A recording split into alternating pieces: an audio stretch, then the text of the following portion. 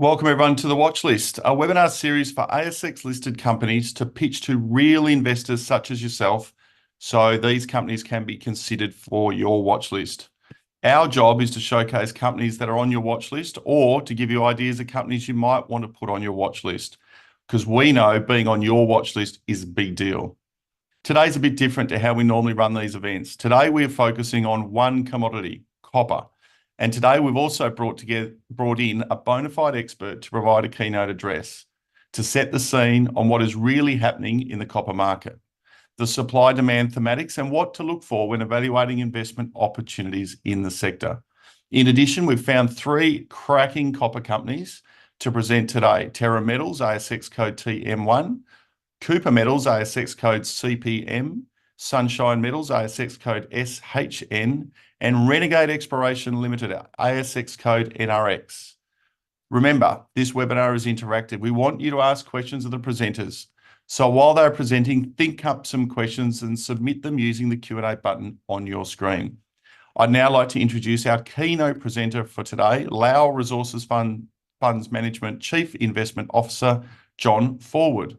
John, over to you. Good morning, David. Thank you very much for the invitation to present today and say a few make a few background comments on copper. If we could just move through the slides, that's the normal disclaimer. Just in terms of the fund, we're about 20% invested in base metals, and the lion's share of that is copper. So copper is important to us and makes up a substantial portion of the portfolio. Just moving on. Look, just a couple of quick slides on the market, and we're focused on the junior resources market. But this is data from Austex, the whole of the ASX resources market from the tiniest company through to BHP. Average share prices. You can see that 2023 was a terrible year. But the start since about February this year, we've seen a reasonable uptick in the average share prices on the ASX. So there is some light at the end of the tunnel. Just next slide, please. The junior sector versus the majors was really hit hard in 2023. This is a chart of all sectors from the US, the S&P 500, either the big boys versus the Russell 2000, either the smaller caps. And you can see that the move away from the small caps has been across most sectors. So it wasn't personal to the mining or resources sector. Next slide, please.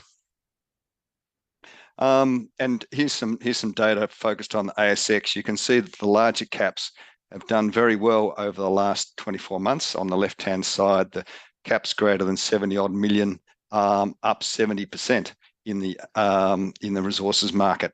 But the nano caps down 70% over the last 2 years, sorry. But in the last 3 months, there's been an improvement in the more junior sector, and you can see that the sort of the mid-range there, sort of sub 60 odd million, has improved 13% over the last 3 months.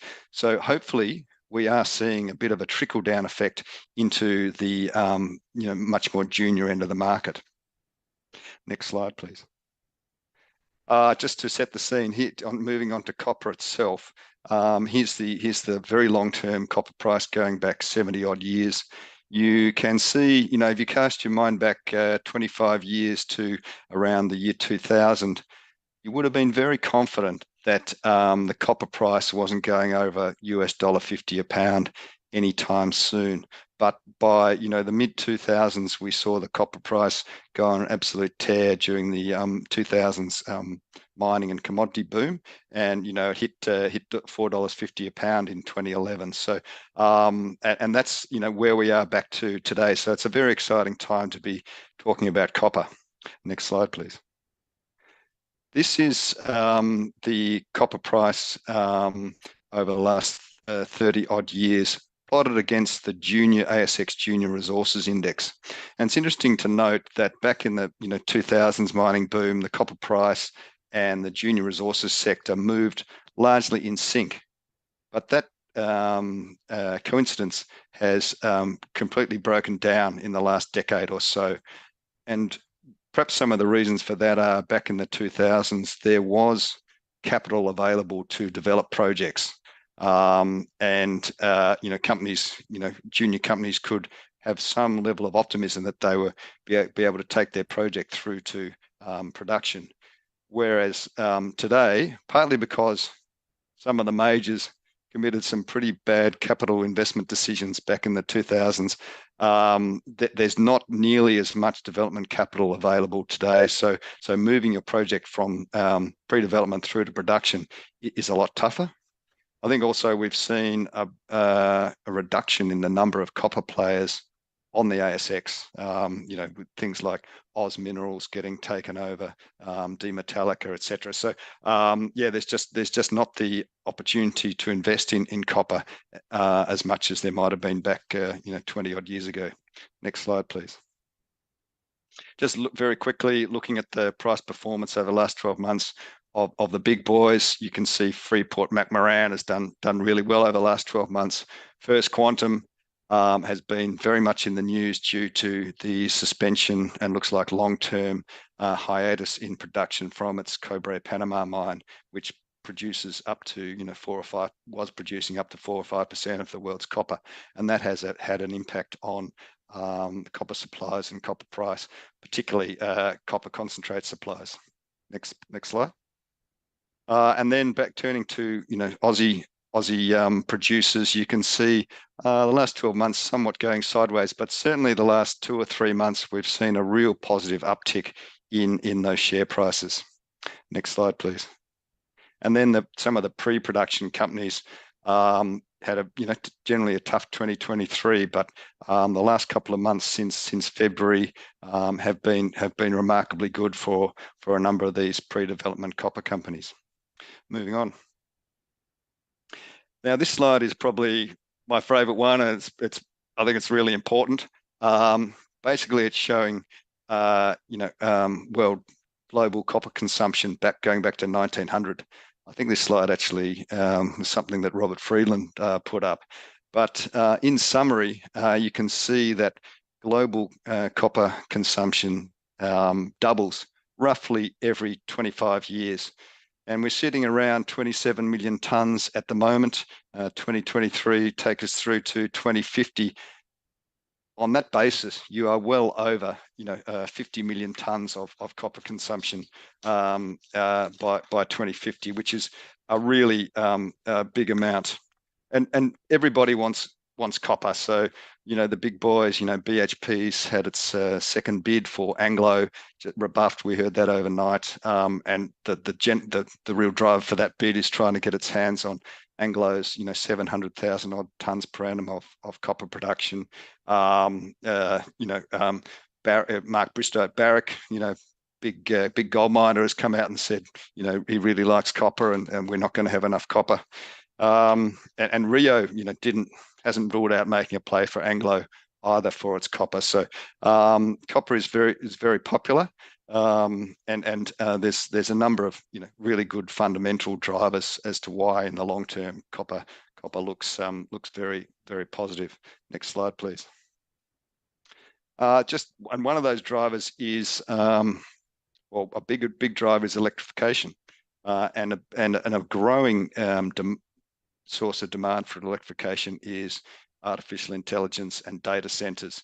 And this is just a slide showing the US demand for power from things like electric vehicles and data centers. And I think Canaccord came out recently and estimated that up to another 6 million tonnes of copper cumulatively could be required for data centers just through to 2030. So that's a massive amount if you're thinking that current global consumption is 27 million tonnes a year. Next slide, please. The Goldman Sachs also forecasting deficits, and it's just increased its forecast deficit for 2026. So that's they're forecasting a 700,000 tonne per annum deficit by 2026. Yeah, look, and the amount of metal required for producing power has doubled, up by 50% in the last 15 years. So every kilowatt of power has a much greater metal intensity, and the major metal that goes into that is, of course, copper. Next one. Yeah, so here's an estimate. There's been, across the resources sector, there's been underinvestment from oil and gas right through to base metals, and copper is one of the standouts in terms of the underinvestment that has occurred, and that's just built up a big requirement for additional investment to try and meet the forecast supply gap over the next 7 or 8 years. This CRU group chart shows that we need another 150 billion invested in copper mining to try and fill that gap. Next slide, please.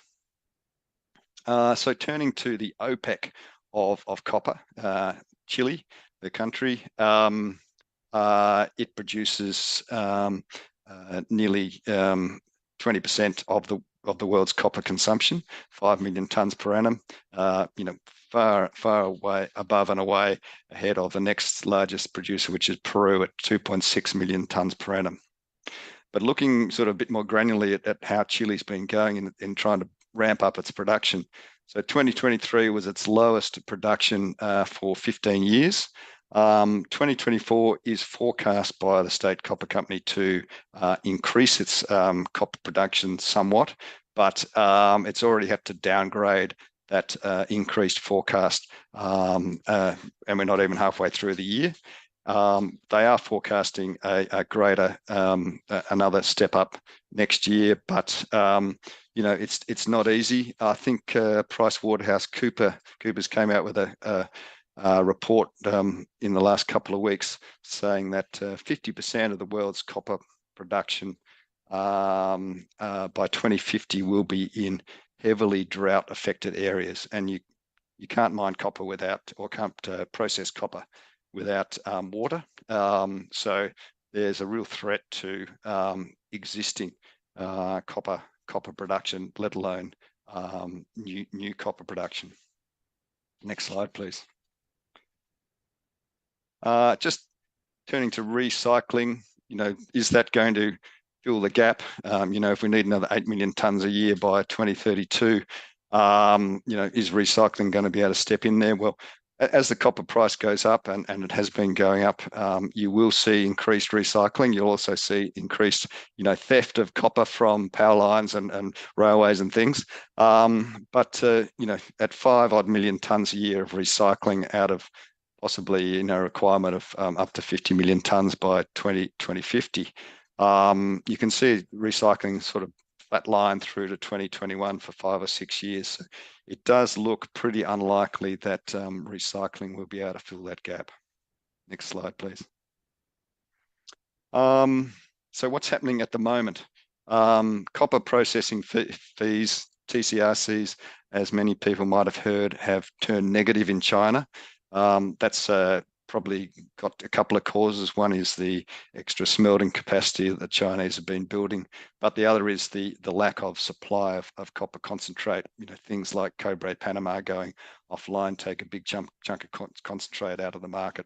So from a concentrate point of view, things are very tight. Next slide, please.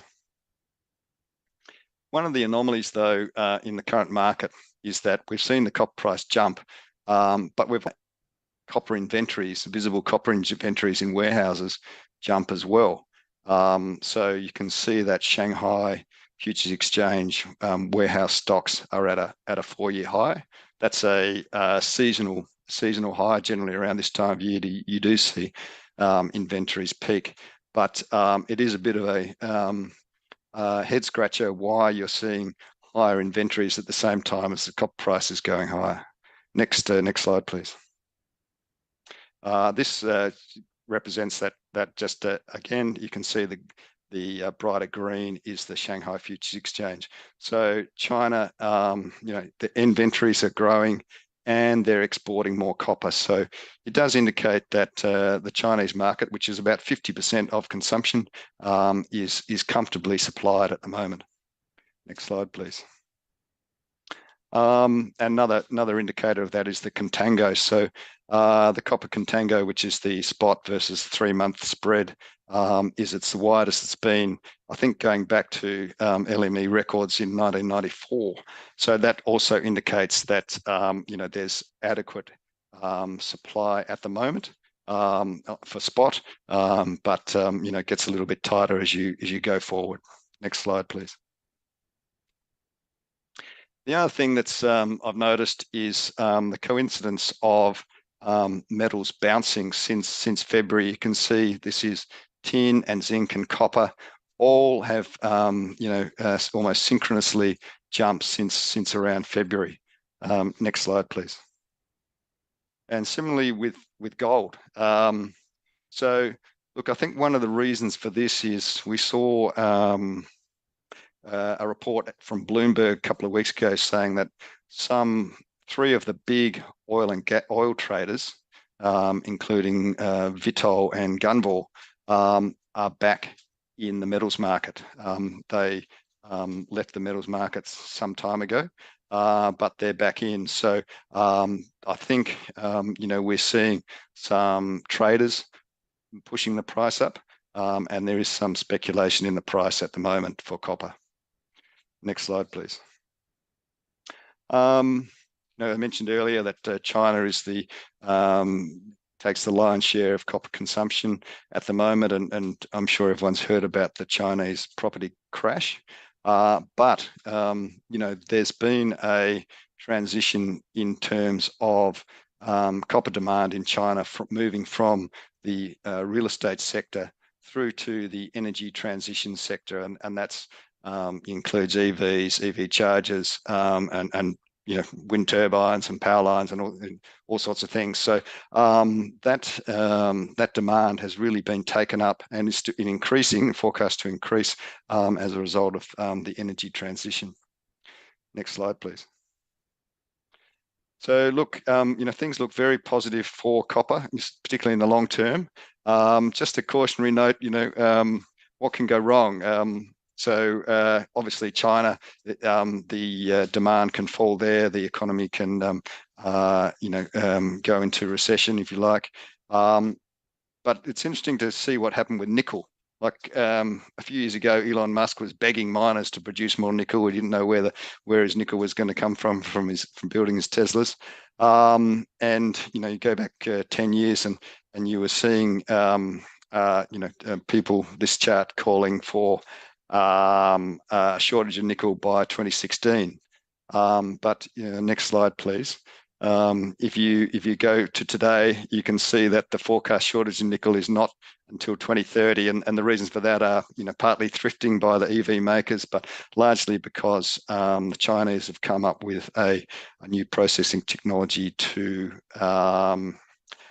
produce battery grade nickel. And Indonesia's, as a result, moved from a relatively small player in the nickel market to being 50% of the supply. So could that happen in copper? Well, copper is a much bigger market, but there are technologies being worked on, particularly in processing more difficult ores. I know, Rio Tinto working on their Newton sulfide leach technology in the Americas. That could be somewhat of a game changer for supplying additional copper. But the market is much bigger. The copper market is much bigger than nickel, about 10 times the size. And there's a bigger shortfall forecast as well. So that might be part of the answer, but it's certainly not the only answer. Next slide, please. And then just another metal that is interesting, just in terms of many people calling for higher metal prices over a very, very long term, and that was uranium. We saw probably 10 to 15 years of forecast every year, analysts forecasting higher prices, and it didn't happen. Uranium went down and down and down.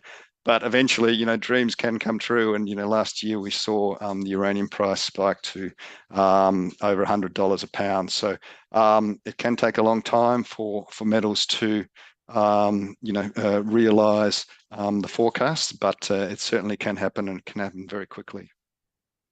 Next slide, please. Finally, just a plug for our little fund.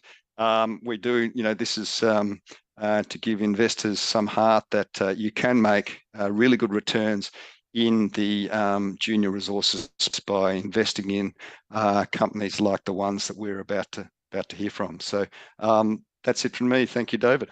Thanks, John. Do have time for a quick question, and it probably flows on a little bit from the slide you've just presented. Where does the fund see the best value in copper equities at the moment? Yeah, look, I think you know, we are naturally focused on the pre-development companies, and I think from some of my slides I've shown earlier, you have seen some of the, you know, the majors and the bigger producers run and have better share price performance than the real juniors. So we expect that there should be and could be a trickle-down effect. And it's the juniors that have hopefully going to catch up and go past the big companies, and certainly that's where you get the leverage. So that's where we that's where our portfolio is focused. Thanks, John. A great presentation, and clearly set the scene for the presentations to come. Thanks for your time and your insights. It's a pleasure. Now I'd like to introduce the first of our company presenters, Thomas Lyons, CEO and MD of Terra Metals. Terra is a diversified critical minerals explorer focused on exploring and developing its high-quality West Australian projects. Thanks, Thomas. Over to you. Thanks a lot, David, and thanks, John, for all those excellent insights into the copper market. It's a great segue into Terra Metals and our Dante project. So we're a copper-focused exploration company. We're drilling for copper right now. We're drilling an expansive 10,000 meter RC drilling program. As you can probably tell by the high-vis shirt and the background here, I am on site at the moment. So I'm up here at the Dante project. We've got quite a big team on site at the moment. We're drilling right now, and we've got about 2,000 meters of drilling left to go. We've put out about 7,000 meters of that drilling at the lab at the moment. We've just received our first lot of assays back, and that is the first week of drilling those samples from we've been drilling for 2 months, so we've received the assays back from the first week of drilling, and over 90% of the assays are left to come back from that drilling. And we've hit magmatic copper sulfides and precious metal system immediately on the first hole. So we're really excited by what that means, and I'm here to share a little bit more about the scale of the opportunity that we're seeing here on the ground and what everyone's got to look forward to. Next slide, please. So as I said, we're in the West Musgraves. We are drilling for copper. We're about 15 k's from Nebo Babel, and I might just skip to the next slide, please. So I'll talk more about the region in a minute, but here's a snapshot of the company for people who don't know us very well. We've got almost 300 million shares on issue. We've got a market cap of around $15 million. Now, our largest shareholder is the Tribeca Natural Resources Fund, so it's quite rare for a junior company to have an institutional shareholder with such a large portion of the company at this stage. So very happy with that. We've got, you know, a large amount of our top 20 and top 10 shareholders own a huge portion of the company. We've got almost 10% across directors and management of the company, so it's tightly held. Everyone in this in this company is very incentivized to see the projects deliver discoveries and resources. So that's what we're focused on, and that's why we're out here. Next slide, please. So we've got an excellent board. I mentioned Tribeca Natural Resources Fund has is our largest shareholder. We have Ben Cleary on the board, who's part of Tribeca. Also Hayden Smith, who's formerly Tribeca. Ian Middlemiss is our chairman, who has, you know, is quite well known for running, being the chairman of multiple ASX listed companies, formerly an executive with Normandy. And we have an excellent technical team.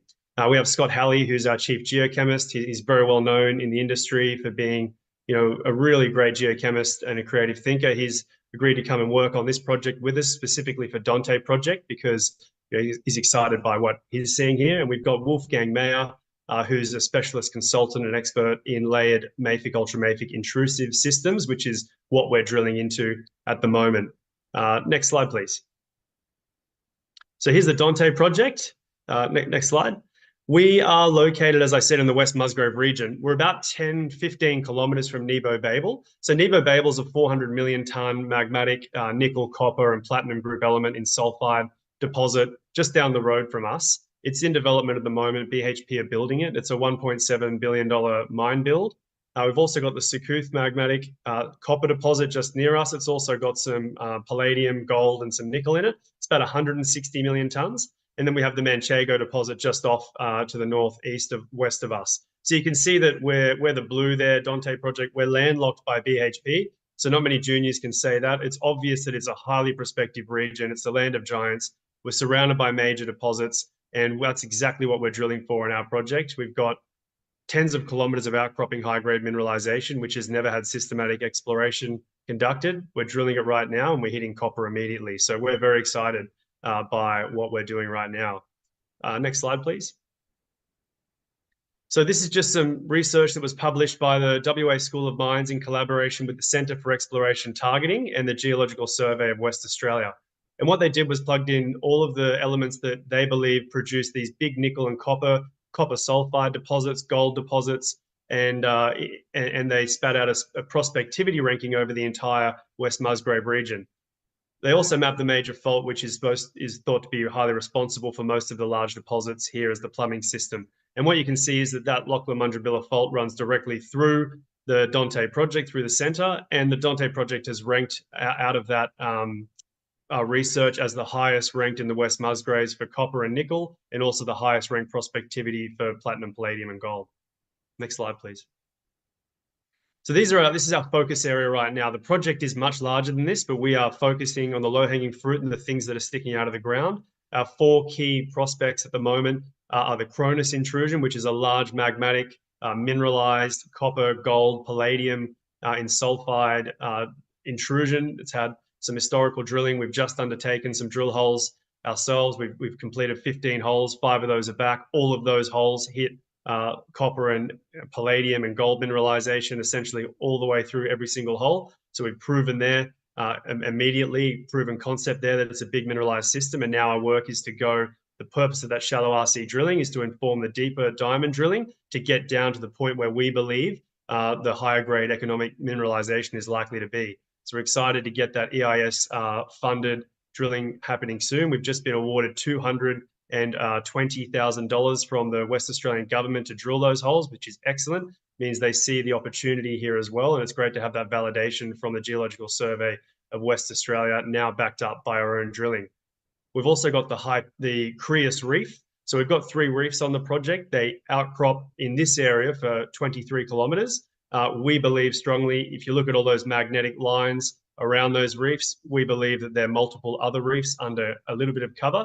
So that's some exploration upside for us, but we don't really need exploration upside right now. 23 kilometers is a strike length of outcropping mineralization that most human beings can't even fathom. And until you come out here and walk it or fly over it in a helicopter, it's hard to understand.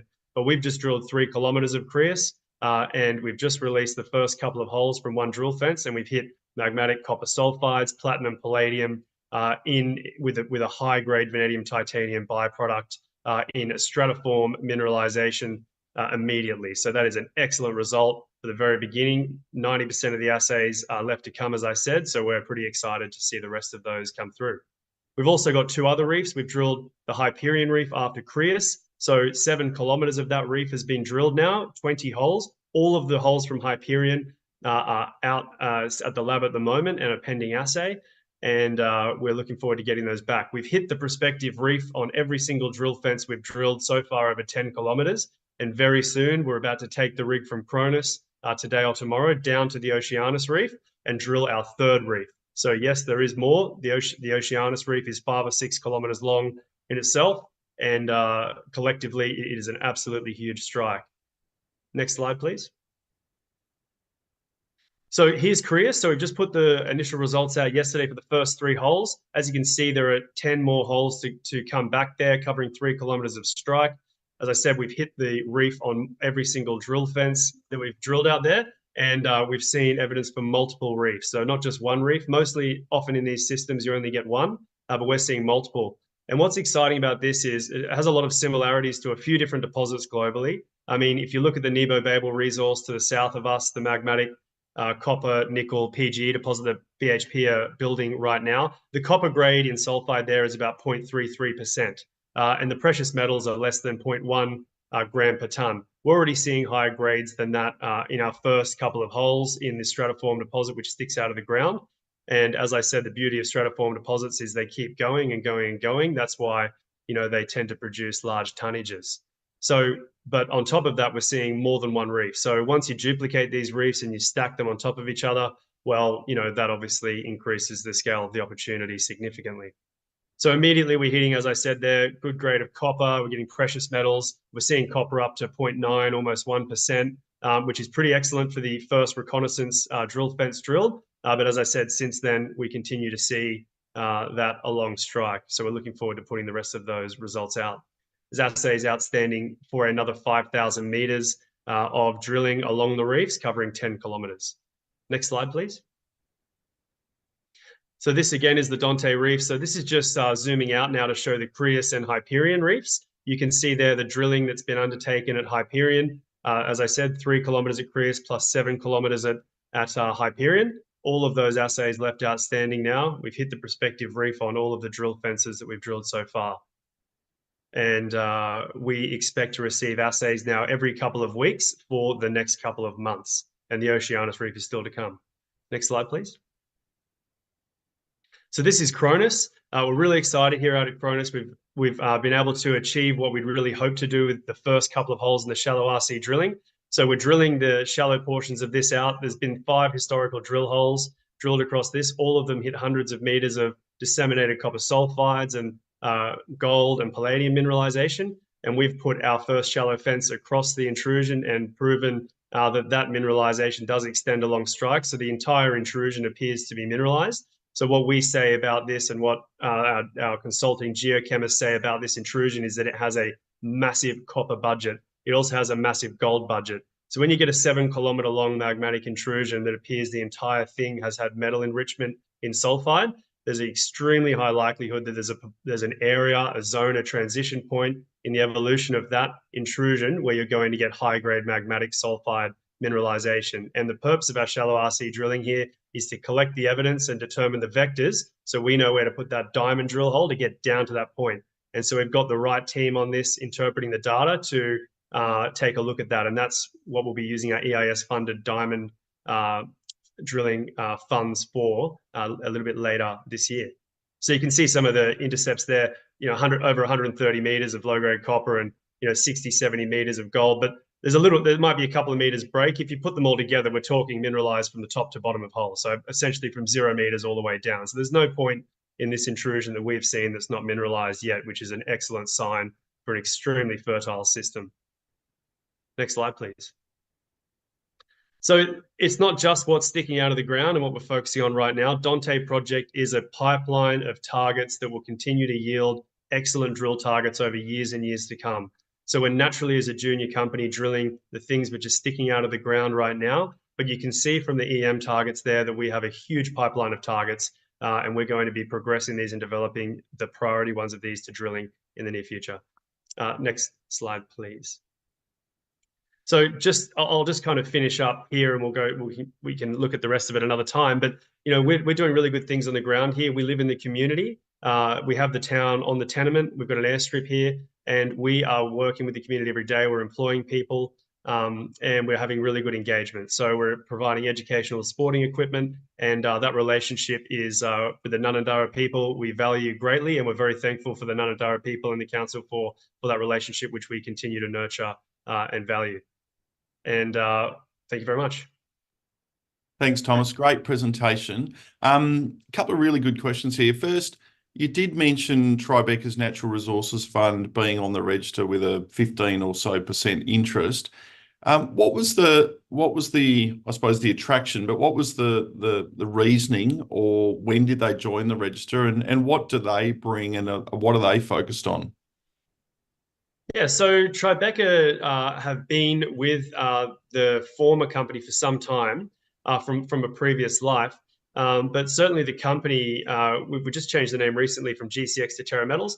And the company was really looking for a core asset that had the potential to deliver, great copper exposure of a large scale, and to be able to, go through the process of value creation from discovery to resource development in the copper space. So, this is the asset, the Dante asset, that was chosen to come in to that company. And that's where the focus is now. Obviously, Tribeca have participated in the recent capital raise. They continue to be supportive of the stock and of the project, of Dante project. And as I said, we have two of the Tribeca people on the board, including Ben Cleary, there, providing advice and support. Now, what do they bring? They bring a huge range of, advisory, networking, and also, capital exposure opportunities for the company, which is uncommon for a junior company of our size. So it provides a great advantage for us, and also some real power there upon, to really ramp things up and develop things upon discovery. You also mentioned BHP just down the road, and sometimes that can be hard because they're doing a lot of great things, but they just don't tell the market. And you might see it, but can't tell much more than that. Are you constantly looking over the fence to see what they're up to? Because clearly you're hoping for some analogy between what they're doing and what you're hoping to find. And then I suppose in reverse, the question here is, how closely do you think they are watching what you're doing based on the land holding you have and their clear focus on copper? Well, I know how closely they're watching us, and it is close. We're their neighbour and we're drilling. So they're watching us very closely. And we obviously, they're our neighbours, so we talk with them very often. And that's a relationship that we like to look after our neighbours, and we like to communicate with our neighbours regularly and see where we can share synergies and resources where possible, being out in this region. So do we look over the fence? Well, we don't need to, because they fly into our tenement. The airstrip's on our ground, so we see them every day as they land on our airstrip and drive down to Nebo Babel.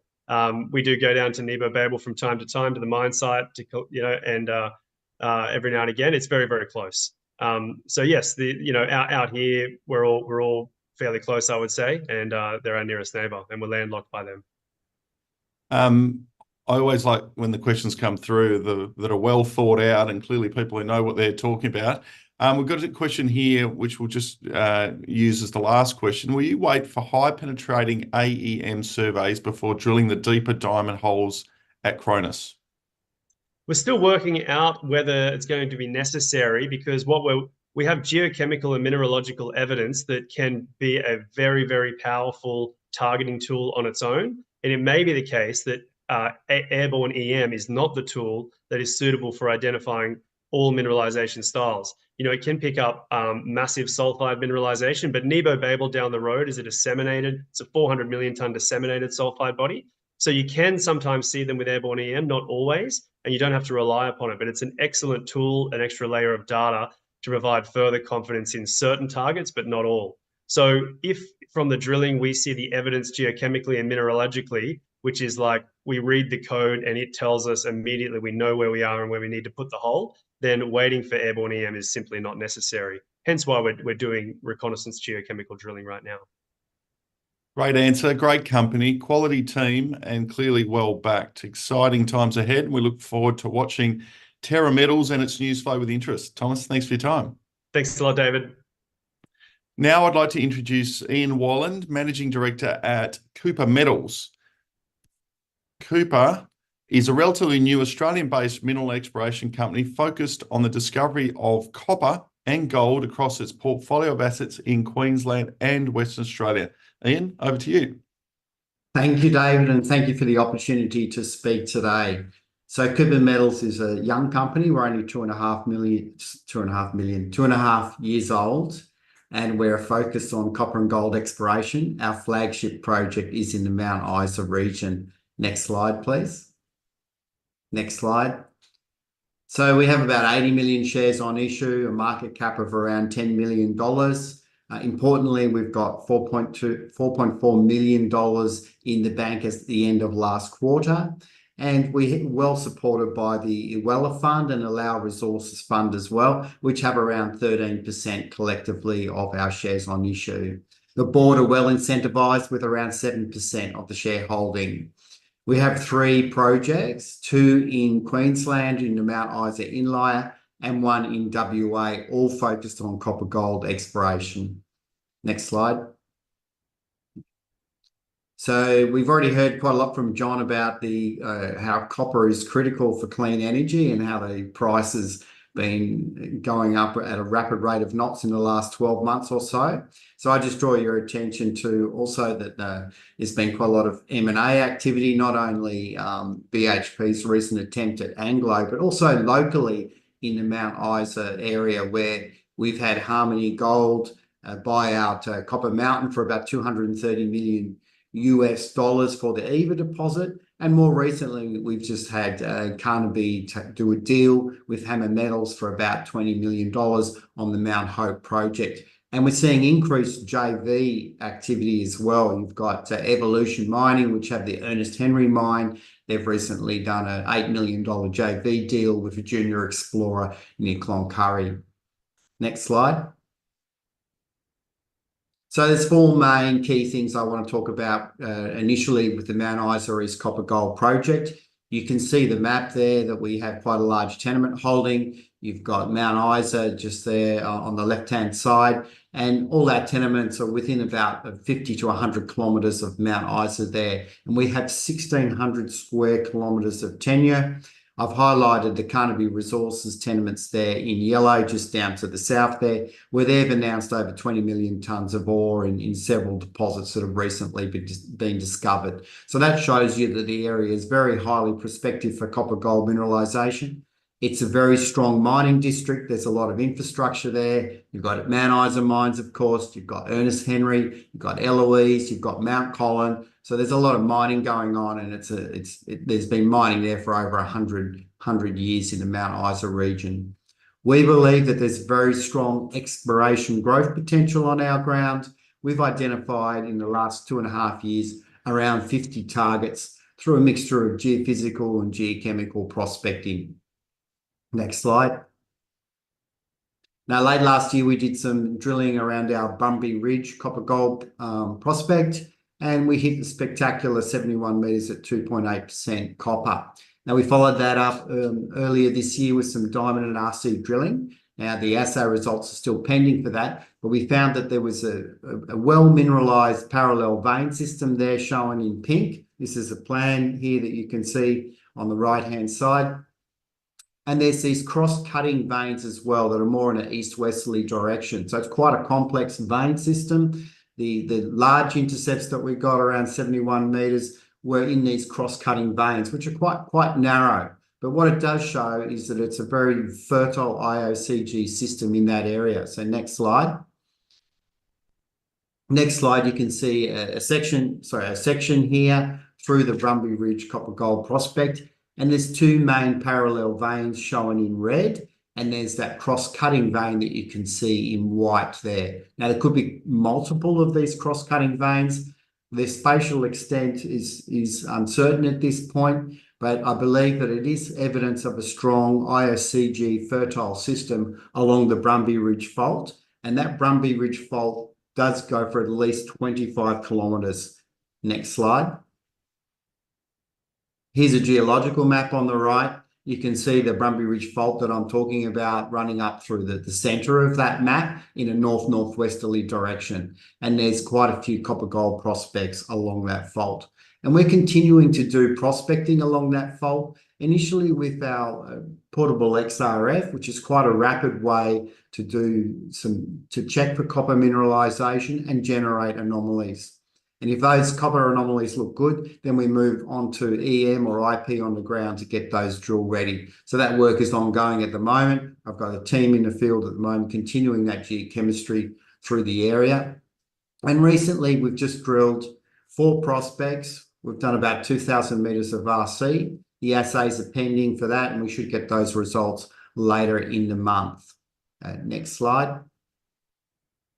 Now, just talking about one of those prospects that we recently drilled, Matrix Sweat South, you can see that there's a geochemistry anomaly shown there in the plan. Now, that copper anomaly is about 500 metres long, 100 metres wide, and it's got a coincident VTEM anomaly. So VTEM is airborne EM. There's a shallow EM anomaly there. We did some initial drilling in 2023, and we got up to 65 meters at 0.34% copper in the oxide zone, and that hole finished in mineralization. So now we've done 3 more RC holes through that area, and we're testing deeper down, looking for a sulfide system and also trying to extend that mineralization footprint. So assays will be out for that later this month. Next slide. Similarly, Matrix West North, which is only about 700 meters along strike, has a coincident geochem and VTEM anomaly as well. Now, the geochem anomaly here is a lot longer. It's about 800 meters long. And we've just recently tested that with 4 RC holes for about 400 meters under some old workings, also into the VTEM anomaly and into the best part of the geochem anomaly. Next slide. Now, the Raven prospect is an interesting prospect. All these prospects are within 10 kilometers of each other, so it's like a cluster of copper-gold prospects. I've got a geochemical plan that you can see here on the right of the copper anomalism. That's all portable XRF anomalism. We did some drilling into the Raven prospect late last year, and we got some economic intercepts, which were really encouraging, around 10 meters at 1.3% copper and about 0.17 grams per tonne gold. Now, Raven was discovered from a VTEM anomaly, so it was an airborne EM anomaly. There was no old workings here or anything. Raven has a little bit of pyrrhotite in it, which gives quite a good EM response. We did a downhole EM survey late last year, and that indicated that there was an off-hole conductor heading towards the southeast. So if we go to the next slide, you'll see here there's a long section. So the area that we drilled is shown in the red polygon there. We drilled that late last year in 2023. We hit the economic intercepts. The downhole EM showed an off-hole conductor, which is shown there in a pink polygon. And that's what we've just drilled in the last month. We've done 4 RC holes there for 600 meters, and those assays will be due out later this month. Next slide. Our Barbara East tenement, that's in the northern part of our tenement package, and it's near the Barbara deposit. Now, the Barbara deposit had around 5 million tonnes of copper gold ore in it, at about 1.6% copper and some gold as well. Now, the Barbara deposit has an EM response, so it has a VTEM anomaly associated with it. So we got some government funding for a VTEM survey there in 2023. And significantly, that generated 10 anomalies that were really good. 3 of those anomalies are particularly good and have been modelled up by our geophysicist. Those 3 anomalies show that the anomalies start below surface, about 25 to 50 metres below surface. And we've been on the ground there. We've found some weak copper gold anomalism associated with those anomalies, and we'll be drilling those later this year as well. So that's a really exciting prospect. There's never been any VTEM done over this area before our survey. Next slide. So over the 2.5 years, we've generated around 50 targets. We're systematically working our way through our tenure. We're using a mixture of geophysics and geochemistry. Just last year, we did over 7,000 soil samples. We've done over 2,000 line kilometres of VTEM. So we've had a very active 2.5 years, and that's paying dividends now, generating a pipeline of targets for us to systematically test. And we have a big year in 2024 testing these targets. Next slide. Just shifting to our Orindi project now, it's closer to Cloncurry. So it's near the Eloise mine, which has about 20 million tonnes of mined and remaining resources in it of copper gold. It's a very fertile area. We're looking for iron oxide copper gold and iron sulfide copper gold deposits. Next slide. Now, this shows a magnetic map on the left and a geology map on the right of the same area. You can see our tenements there shown in white, and we're really focusing on that prospective zone that you've got as a red outline. Now, that red outline shows a number of occurrences along there, the Jericho deposit, Eloise, etc. And Jericho itself was discovered by EM. So the next step here is an EM survey that we'll be doing later this year. And if we get a good EM anomaly, we'll be drill testing that one as well. Next slide.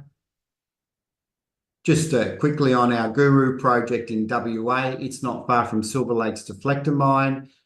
We've got 2 tenements there. In the last couple of years, we've been doing several phases of geochem surveys, and we've generated 5 gold anomalies. Next slide.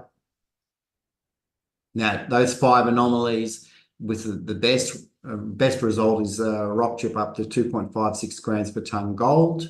And all these anomalies are on a greenstone belt, which has had hardly any drilling in it. Quite a bit of these greenstone belt is undercover, so it hasn't had a lot of attention in the past.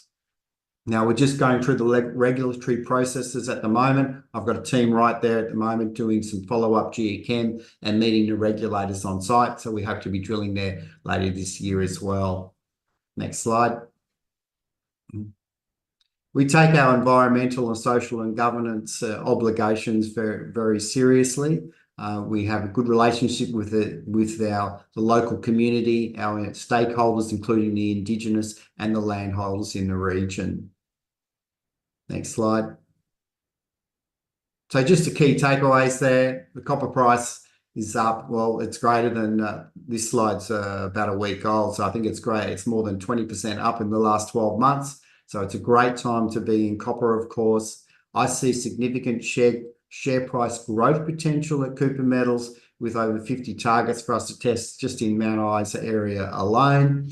We've got a busy exploration program for 2024. We've already done 4,000 metres of drilling this year up there. We'll be doing a lot of follow-up drilling through the year and commencing exploration in our Arindi project near Cloncurry. We're well funded with over $4.4 million in the bank at the end of last quarter. Thank you. Thanks, Ian. Great presentation. And as you say, copper price doing all the right things, and the project clearly rapidly advancing in the 2 years since you came to the ASX. Couple of very, very insightful questions from people who obviously know the business well. ESG and land access is becoming more important within the mining industry to maintain your license to operate, as you touched on a few slides ago. Could you provide some detail on what Cooper Metals is doing to manage access risk? Sure. Look, I agree that ESG is becoming increasingly important, especially as our stakeholders become more informed, and there's a lot more competing land uses in the area, like wind farms, etc., and cattle farms, of course.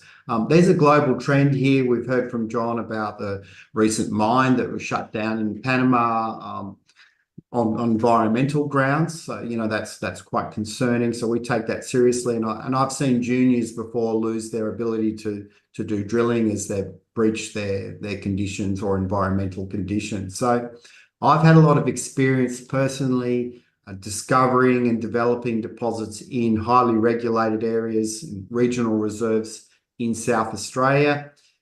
Queensland has a very well-mapped pathway for explorers and miners. So as long as you stick to that pathway and follow the process, I think you can, there's no problem there.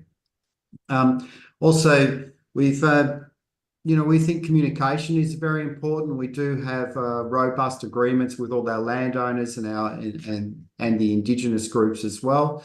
So we work to those agreements, and we've been finding that actually Queensland is a great place to explore because the environmental regulations and also the Indigenous approval process works quite well with the explorers, because it is an area that has a rich mining heritage. And I think that the stakeholders are all quite used to working with miners and explorers in the area.